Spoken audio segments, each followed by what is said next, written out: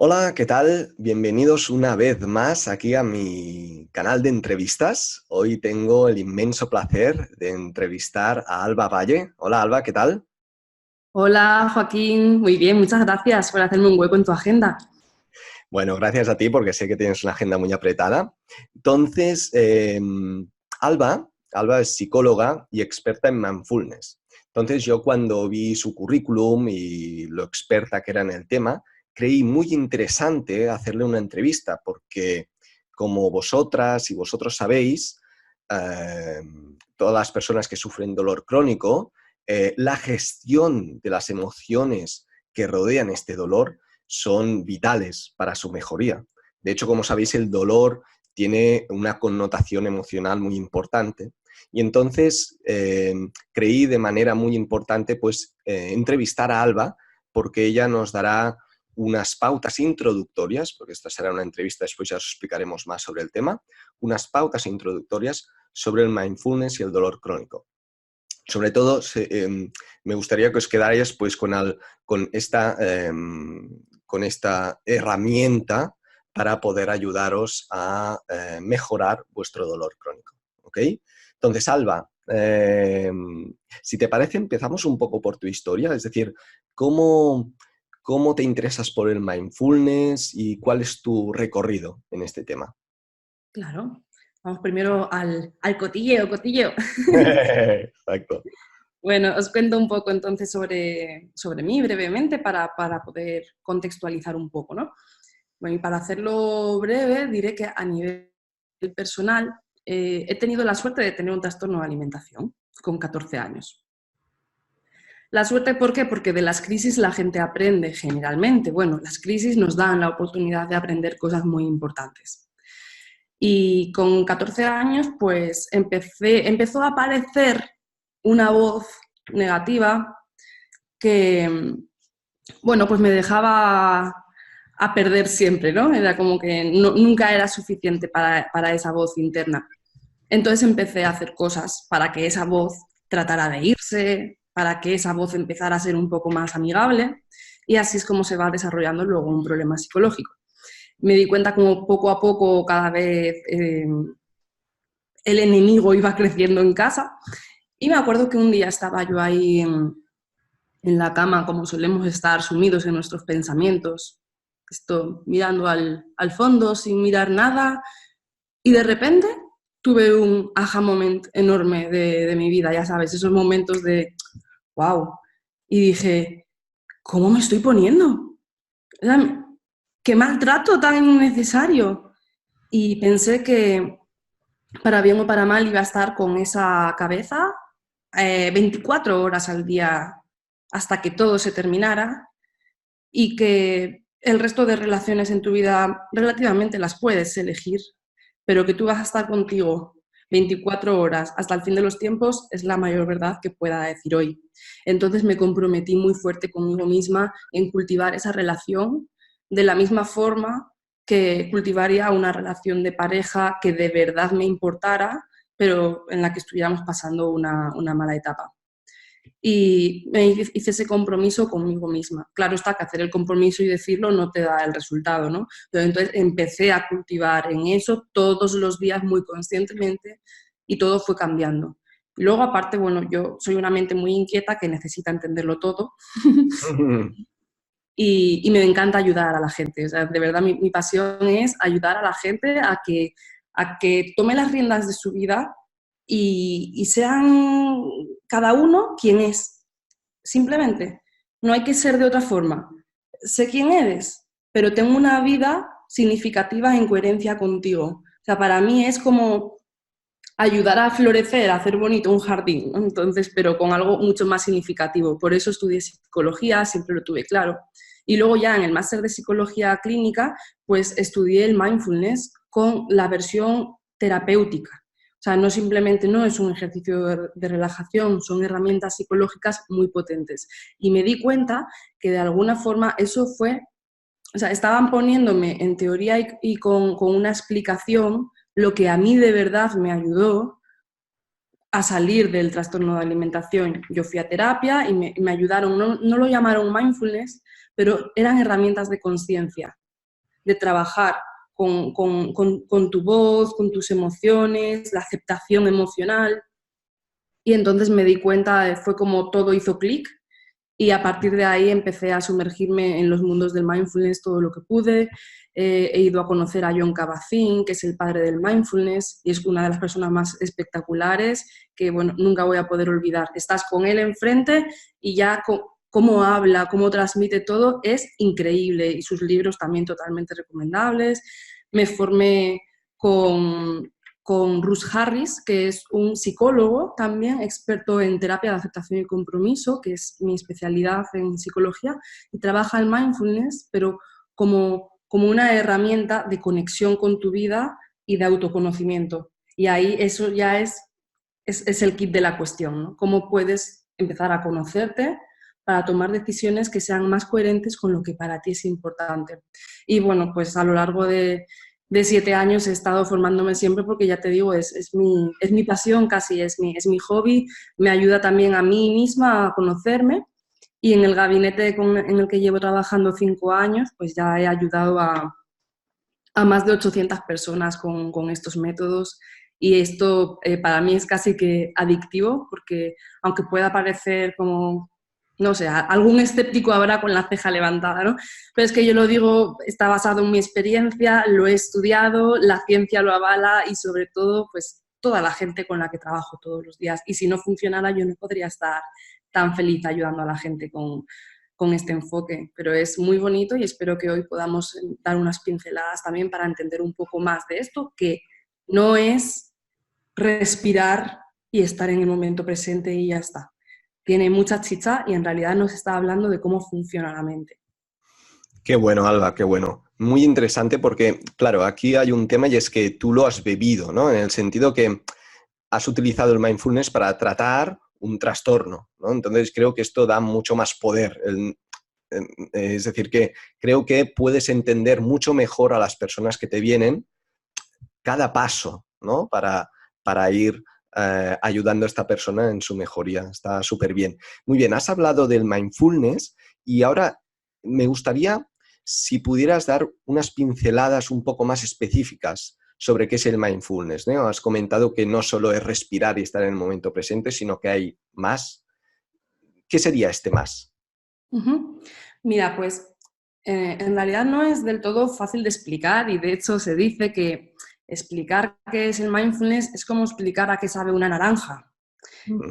Te quedas un poco, es que tienes que comer la naranja para saber un poco qué es esa experiencia, ¿no? Porque si no queda como algo etéreo, queda casi como una filosofía o como una teoría, cuando en realidad es muy práctico.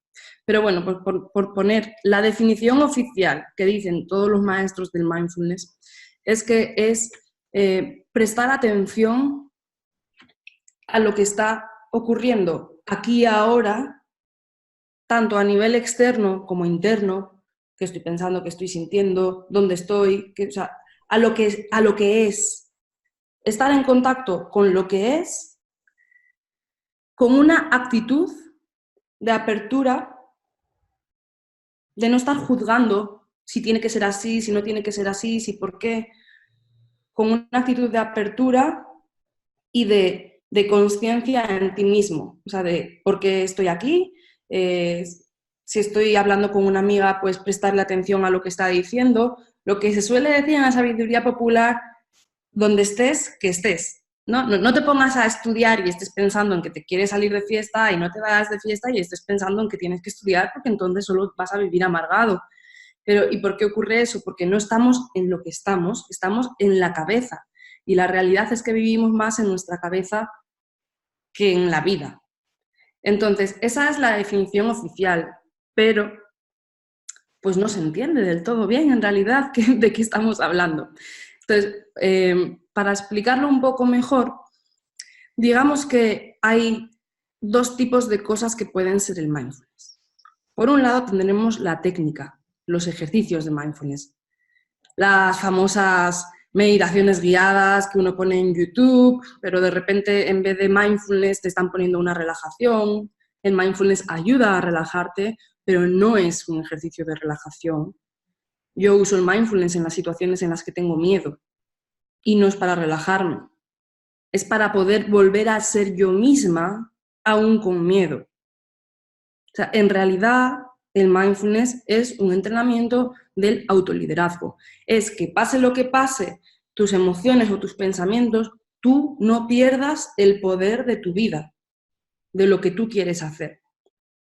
Fíjate que es muy diferente a relajarme, porque relajarme implicaría quitar lo que estoy sintiendo, dejar de pensar lo que estoy pensando. Y puede ser que puedas quitarte eso que estás sintiendo o no. Si una situación te da mucho miedo, no puedes pretender afrontar la situación relajado. Claro. No tiene sentido, no hay ninguna explicación científica que haga que eso pueda ocurrir. Entonces, enfocar la energía y la lucha en estar relajado es un problema. Sin embargo, ¿y si no nos importara? Imagínate que no te importe, que eso te dé miedo, porque tú tienes un compromiso contigo y con tu vida en hacer eso, y simplemente eres capaz de abrir los brazos a la sensación de miedo, pero avanzar. En eso ayuda el mindfulness. Estoy consciente de que mi cuerpo está sintiendo miedo, estoy consciente de que mis pensamientos están diciéndome esto, pero yo sé quién soy y lo que quiero y voy hacia ello. ¿Por qué? Porque estoy aquí ahora en contacto conmigo y con mi vida y no estoy en mi cabeza con mis historias y luchando por quitar sensaciones o pensamientos o emociones que están. Entonces, esta es la parte que muchas veces no se explica del mindfulness. Y que si uno ve cursito de mindfulness, nadie te va a hablar de esto porque van a centrarse solo en una de las partes que es contacto con el momento presente. Y entonces te pondrán a comer una uva pasa o un bombón y que sabores el sabor, cosa que está muy bien y vas a disfrutar.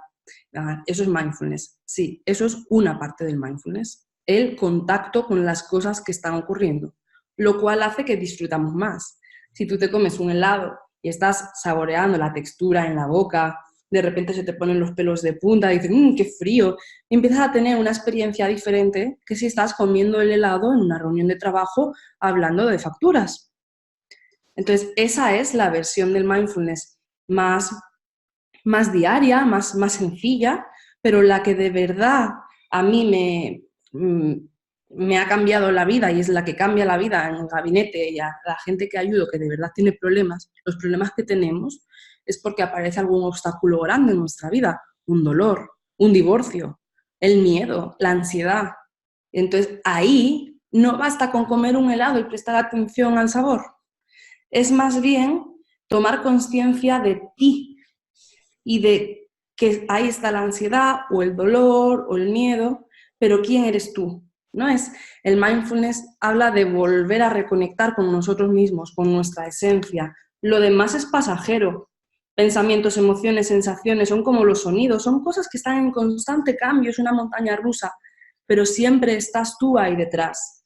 Entonces son herramientas que te permiten volver a conectar contigo mismo y que aunque la ciencia las esté demostrando a día de hoy y que esté habiendo cientos y cientos y cientos de investigaciones, en realidad las raíces vienen de una cultura milenaria, bueno, de hecho, de las enseñanzas del Buda, que habló de la raíz, no del síntoma, no del dolor, no de la depresión, no de la ansiedad, de cómo funciona la mente, de cómo funcionan las emociones y de cómo podemos salir de esa dictadura y tomar las riendas de nuestra vida.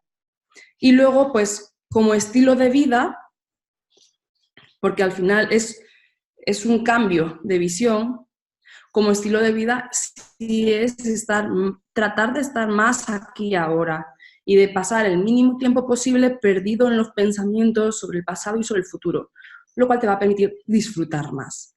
Por un lado, sufrir menos, porque sufrimos más cuanto más tiempo estamos ahí enganchados en la cabeza y disfrutamos más cuando le damos la atención y el valor a esas pequeñas cosas del día a día que sabemos que la felicidad está ahí. En conectar con la mirada de tu pareja, en prestar atención a la mueca de tu niña pequeña que está ahí tan feliz jugando al mismo juego, aunque ya hayas jugado 50 veces, pero para ella es la primera, en el sabor de una comida rica, en estirarte en el sofá después de una jornada de trabajo. O sea, sin si estuviéramos en esos momentos, nuestro día a día estaría, o sea, no habría un día en el que no hubiera momentos de verdad, de placer, que tú digas, ¡bah, qué afortunado soy! Entonces, como estilo de vida, por decirlo de alguna forma, como un entrenamiento diario en estas cosas, ayuda a estar mucho más feliz, mucho más conectado con tu vida, porque das valor a lo que a ti te importa. Genial, Alba, muy potente, porque entiendo que, claro, estamos en una sociedad donde vamos de culo, ¿no? Generalmente esto que comentas, ¿no? Esto, vivir, ser consciente de este momento, de estos pequeños detalles que realmente son los que te dan esta felicidad. Eh, la verdad es que hablo por mi caso, en mi caso, ¿no? Como experiencia personal, si no eres consciente de ello, si no, es decir, tienes que dedicar un tiempo en tu día a día para ser consciente de ello y aplicarlo, porque si no, entre trabajo, familia, tal, no sé qué, mis pensamientos, ya se te va el día, ¿no?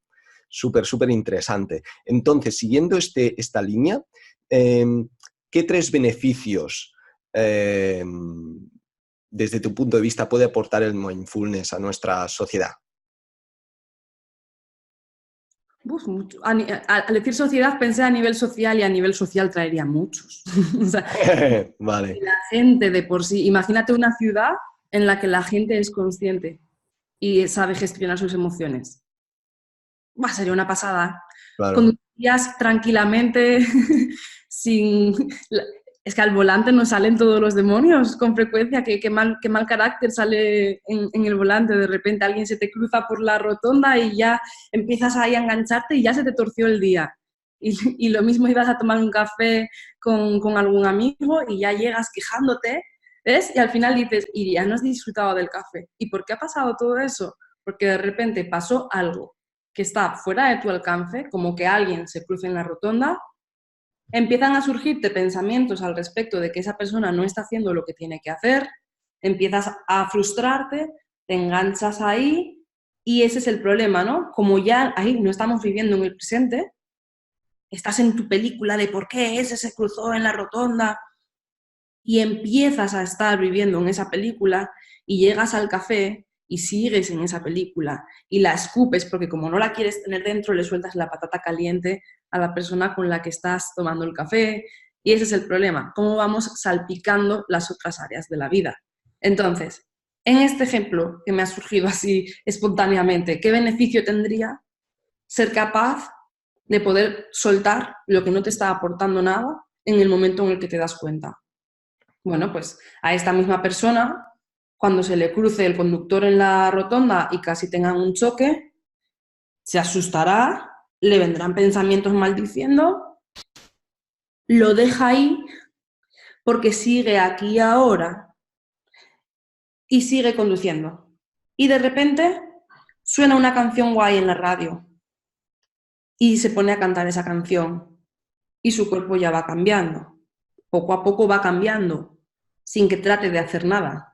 Va cambiando, no puede pasar otra cosa, porque el cuerpo, las propias sensaciones del cuerpo y las propias emociones que vamos teniendo van respondiendo no a lo que ocurre, sino a dónde prestamos atención.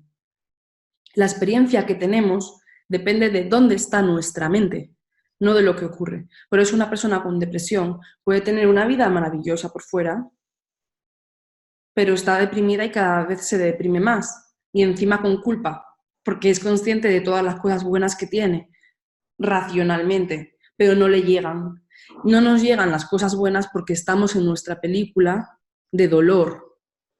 Entonces, bueno, pues si eso fuera siendo así y vuelvo al momento presente, pues al final llegarías al café, estarías con el café, estarías con la conversación con esa persona, de repente hay un chiste, risas, complicidad y el día toma otro tono. ¿Y cuál ha sido la diferencia? Lo que ha pasado es exactamente lo mismo, pero es dónde está tu mente. Entonces, en realidad, ¿qué beneficios tendría en la sociedad? Bueno, pues tendríamos una sociedad mucho más, con muchos valores, con valores personales. Pero cuando una persona está bien, da su mejor versión a los demás. Es más amable, tiene más sentido del humor, ayuda más a la gente, pues tiene más salud, más vitalidad, más alegría, hace más cosas. O sea, todos queremos tener a personas que estén bien a nuestro alrededor. Cuando alguien está en lucha contra sí mismo, tiene una vibra, o sea, desprende tensión, es fácil discutir con ella, genera más problemas, la energía como que baja y se hace todo un poco más difícil. Entonces, bueno, pues, y por eso, de hecho, se está aplicando también el mindfulness incluso en familias. Padre, madre, hijos, a practicar un poco algún entrenamiento, porque además mejora las relaciones sociales. Porque claro, estás implicado en el momento presente, estás escuchando a la persona que te está hablando, estás jugando, estás en lo que está ocurriendo y no cada uno en su propia cabeza. Entonces, uno de los beneficios, pues por ejemplo, sería el efecto inmediato que tiene en las diferentes áreas de la vida donde lo apliques, en tus relaciones, en tu trabajo. Vas a ser más productivo, vas a disfrutar más del trabajo, porque vas a perder menos el tiempo por aquí en los cerros de Úbeda, vas a estar más enfocado. Entonces, bueno, digamos que tiene un efecto directo en la mejora de todas las áreas de la vida en las que se aplique la consciencia. ¿Por qué? ¿Es magia? No es magia, es simplemente que eres tú. Si estás en tu cabeza, no eres tú, no tomas decisiones que quieres tomar. Si eres más consciente, tú estás tomando las decisiones que son coherentes contigo y entonces eres más tú. Si eres más tú, las cosas que van ocurriendo van más en la línea de lo que de verdad deseas.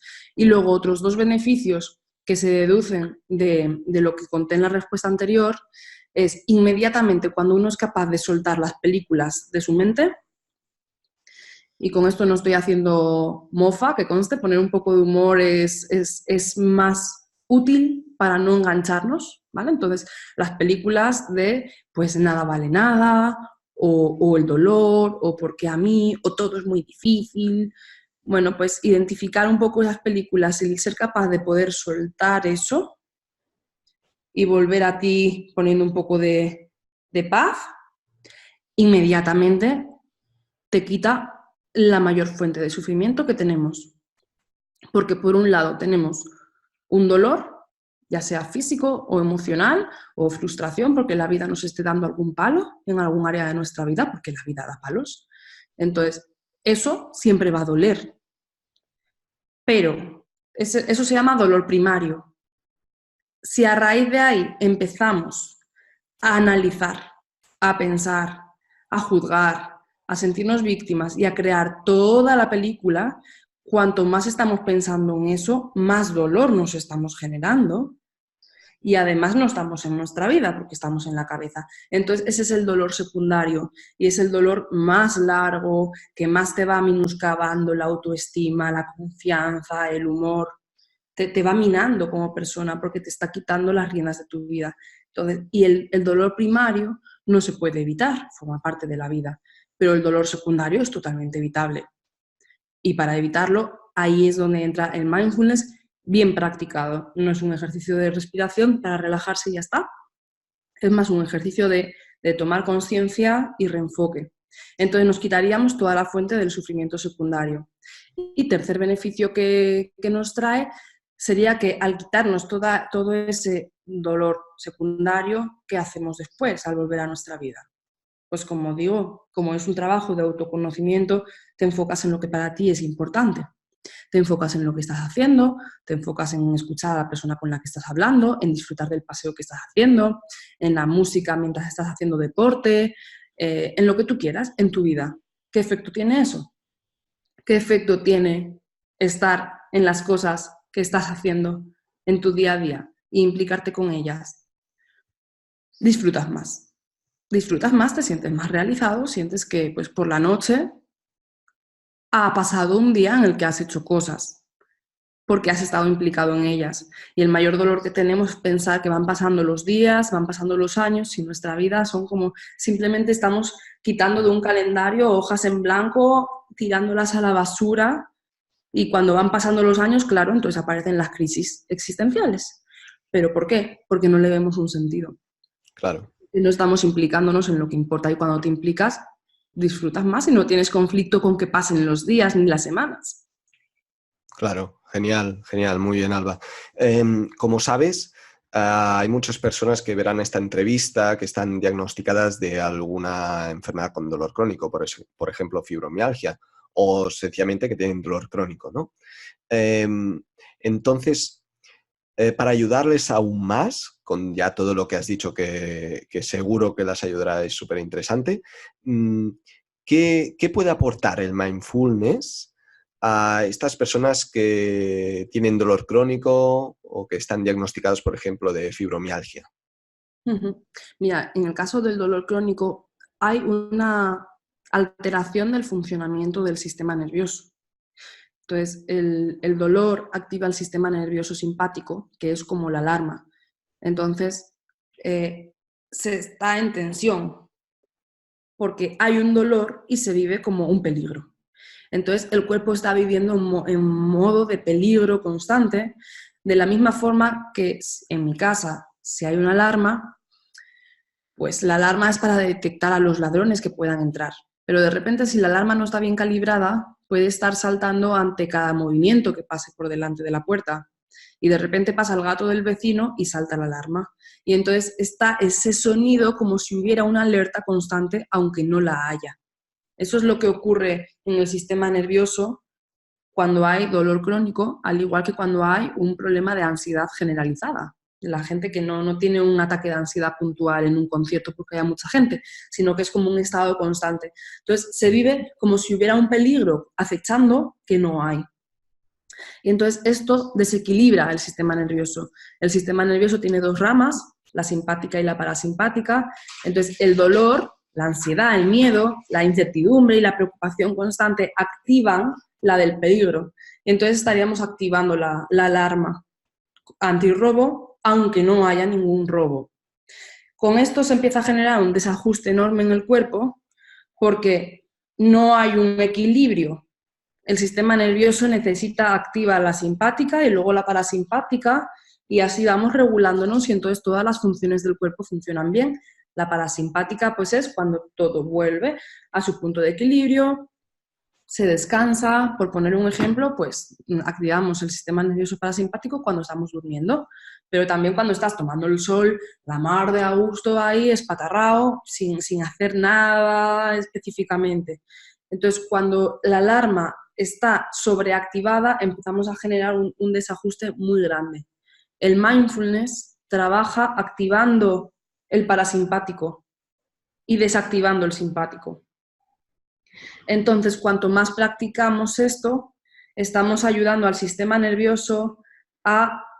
Es como si le estuviéramos diciendo, sin decírselo, solamente con la experiencia, no hay un peligro, pero no se lo estamos diciendo, no es un pensamiento.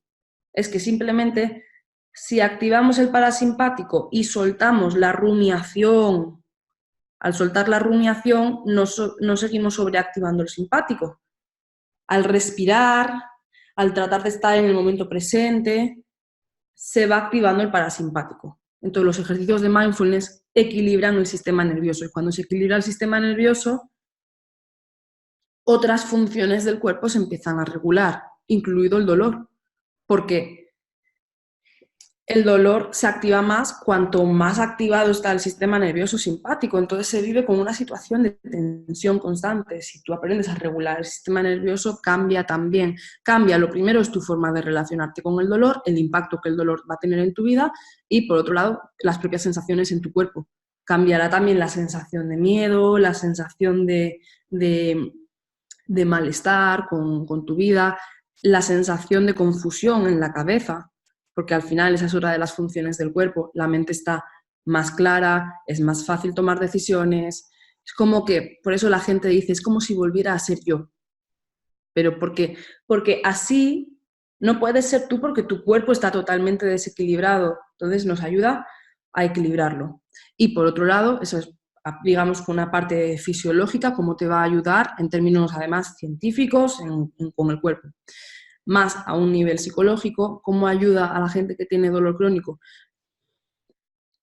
La ayuda recuperando su vida, como dije antes con el miedo. O sea, te ayuda dándote herramientas para ser capaz de vivir la vida que quieres y que es posible, porque, ojo, nadie está hablando aquí, yo no estoy diciendo en ningún momento que el dolor vaya a desaparecer, ni que esto vaya a ser todo mágico. De hecho, pensar eso es generarte un sufrimiento extra, porque claro, entonces, si me estoy poniendo condiciones imposibles, me estoy tirando una losa de hormigón encima de la cabeza directamente.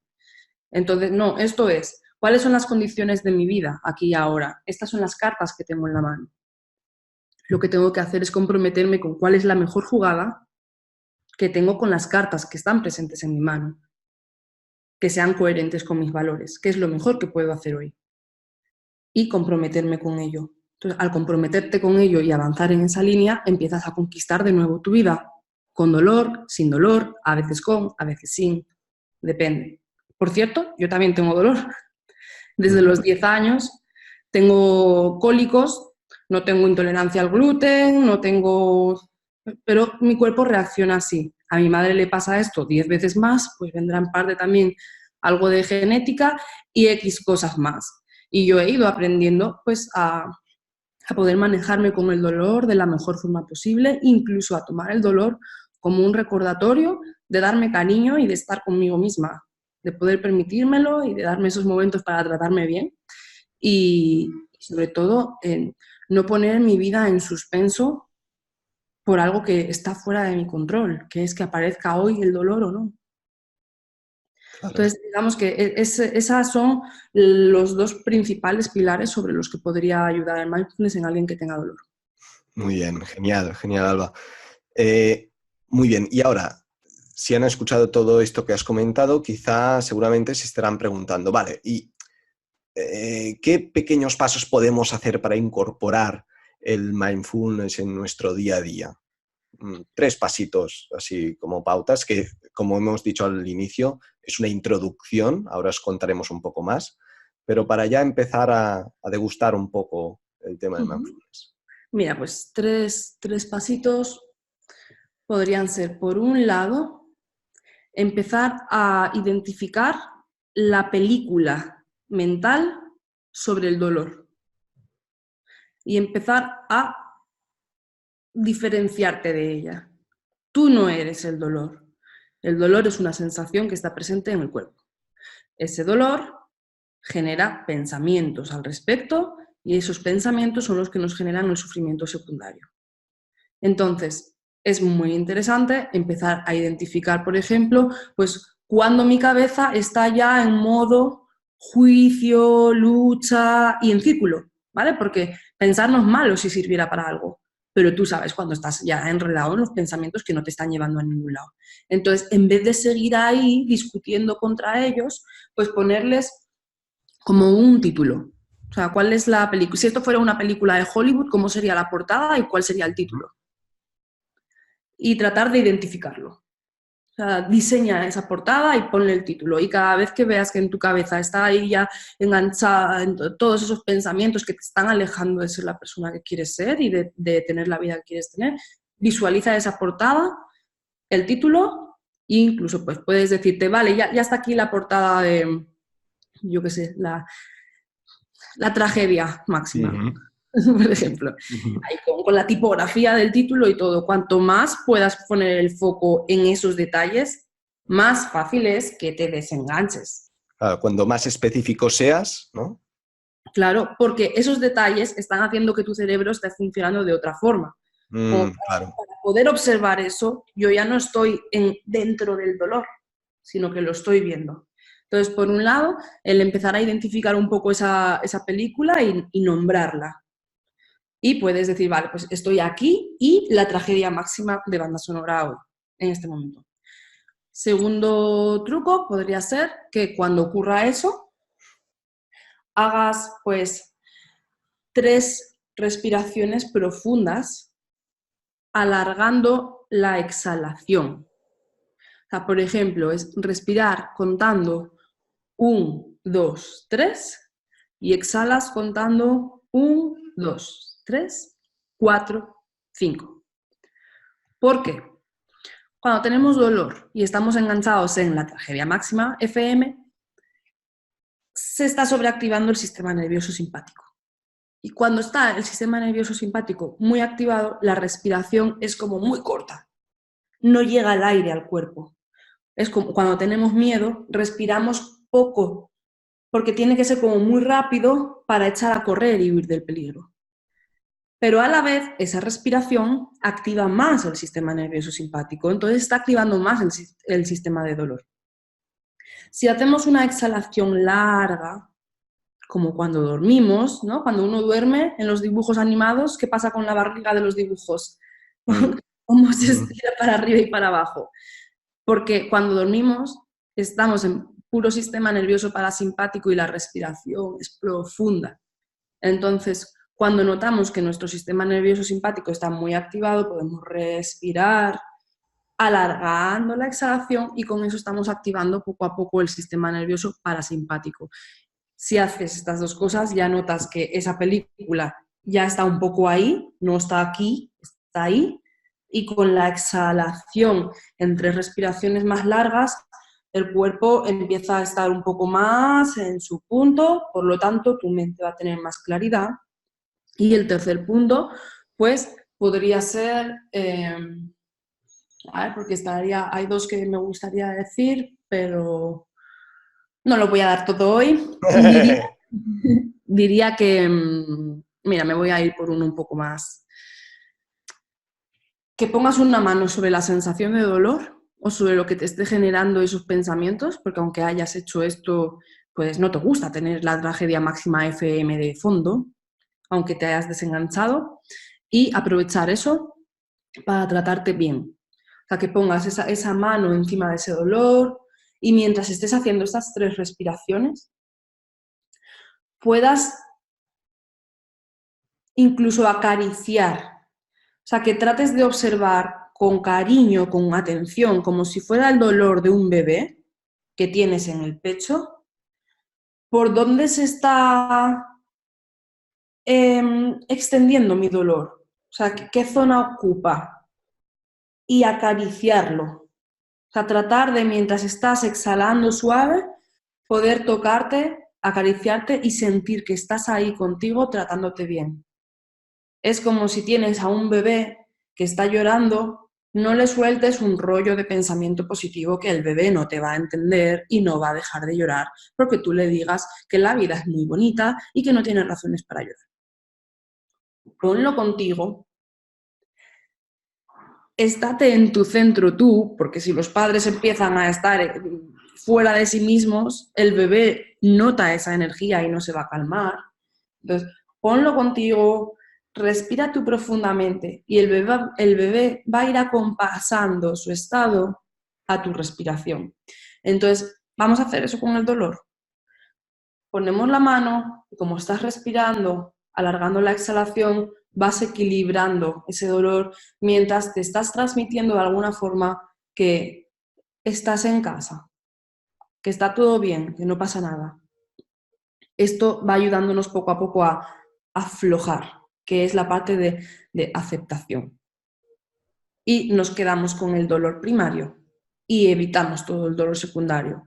Por lo tanto, es un gesto de amor hacia uno mismo. Y a partir de ahí es mucho más sencillo después poder hacer las cosas, aunque esté un poco esto de aquí y abajo, pero como ya voy mejorando mi relación hacia ese dolor, somos más, bueno, puedo ir contigo a dar una vuelta. Qué bien, qué bien. Genial, Alba. Muy interesante. Yo creo que estos 3 trucos, 3 pautas que has comentado, creo que ya pueden ser súper, súper óptimas, súper interesantes para todas aquellas personas pues, que sufren de dolor crónico. Creo que ya solo aplicando esto les puede ayudar bastante. Y con Alba hemos pensado, y quiero agradecer a Alba para sacar este tiempo porque nos va a ofrecer un training de 2 horas, pero antes de explicar un poco más sobre esto, Alba, si te parece, coméntanos dónde te pueden encontrar, dónde te puede encontrar todo aquello que está viendo esta entrevista, redes sociales, la web. Mira, mi web es themindrepublic.com o .es The Mind Republic es como la república de la mente, ¿no? Que a veces en inglés, y justamente es por eso, porque vamos a tratar de acabar ya con esa dictadura de nuestros pensamientos y del piloto automático y tomar las riendas de nuestra vida. Entonces, en themindrepublic.es tengo un blog donde tengo posts bastante largos, trabajados, y la gente puede ver ahí también información interesante. Y para los suscriptores regalo 3 ejercicios para dejar de pelearnos con los pensamientos. Entonces, como un poco lo que he contado, pero un poco más elaborado y con una meditación guiada también para empezar a aprender a soltar los pensamientos. Así que quien quiera, tenga interés en esto, puede suscribirse, le llegarán los 3 ejercicios y voy mandando siempre cosas también muy interesantes por los emails, historias de inspiración, porque la mejor forma de aprender es inspirándose. Y de repente, pues, cuento algunas historias, anécdotas de la gente en terapia, cómo aplicando cosas así ha ido dando la vuelta a la tortilla y tomando las riendas de su vida. Y cuando vemos esas cosas, pues uno va como manteniendo más el compromiso o va teniendo esos aha moments y de repente dice, en un momento determinado se acordó de eso y lo aplica de una forma diferente. Y ahí viene un cambio en la experiencia. Todos aprendemos a través de la experiencia. Lo que sabemos y no aplicamos no sirve de nada. Entonces, por eso en los emails que mando a los suscriptores trato de lanzar pildoritas de aha moments para que la gente pase a la acción, porque es ahí siempre donde ocurre la magia, donde uno se da cuenta de que tiene el poder realmente y que la cabeza dice cosas y se ponen todo en los escenarios negros, pero luego no suele ser para tanto. Luego no suele ser para tanto cuando salimos de ahí. Entonces, bueno, pues en mi página web de Mind Republic y en Instagram, que es la red que más uso, es albavalle_mind. Barra baja, ¿eh? _mind. Muy bien, muy bien. Y en la web el de Mind Republic, Mind terminado en D. ¿Eh? Sí. De Sí. mente. Genial, genial, Alba. Muy bien. Pues bueno, pues entonces lo que os comentaba anteriormente sobre el training. Os explico. Yo a Alba le he pedido que nos haga un hueco en su apretada agenda, pues para hacer un training de 2 horas. Un training es un entrenamiento, sería donde nos explicaría más sobre el tema que hemos hablado hoy, que ha sido una entrevista con un objetivo introductorio del mindfulness aplicado en el dolor crónico. Entonces, con Alba haremos este training de 2 horas súper interesante, donde Alba nos aportará ejercicios prácticos y mucho más conocimiento para que tú puedas introducirlo en tu día a día y te ayude a mejorar este dolor crónico. Entonces, he tenido la suerte pues, que Alba lo pueda hacer, porque creo que es una excelente profesional sobre este tema y creo que puede ayudarte mucho a darte estas claves para mejorar el dolor crónico a través del mindfulness. No sé si me dejo algo, Alba, sobre este training de 2 horas. No, yo creo Poco que sería esto, ¿eh? sí. Muy bien, muy bien. Pues nada más, debajo en los comentarios tendréis toda la información sobre este training de 2 horas. Habrá el enlace donde estará toda la información a quien le pueda interesar y espero verte en este training, que ya verás que será súper chulo y súper interesante. Un abrazo muy fuerte y Alba, muchas gracias por todo, de verdad, ha sido una entrevista súper interesante y nada, que estaríamos hablando todo el día, pero bueno, ya lo aplazamos a este training que hemos comentado y un abrazo muy fuerte, muchas gracias.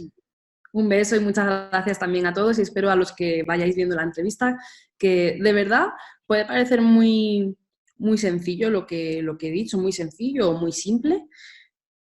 Es potente, dale una oportunidad, trata de aplicarlo todos los días durante una semana y dentro de una semana pregúntate si algo ha cambiado. Ya verás cosillas. Y escríbeme un email si quieres, pásate por la página y me escribes qué tal aplicando esto o en los comentarios del post. Un beso muy grande. Gracias, Alba, genial. Yo, sí, como último os quería decir que yo he practicado el mindfulness y creo que no solo basta en escuchar, sino también en aplicarlo. Por eso creo que es muy interesante este training, porque aunque todavía no te termine de la idea de interesar, quizá, yo te invito a que estés en el training, porque será ahí donde realmente podrás experimentarlo más y entender mucho más sobre el tema. O sea que nos vemos y hasta pronto.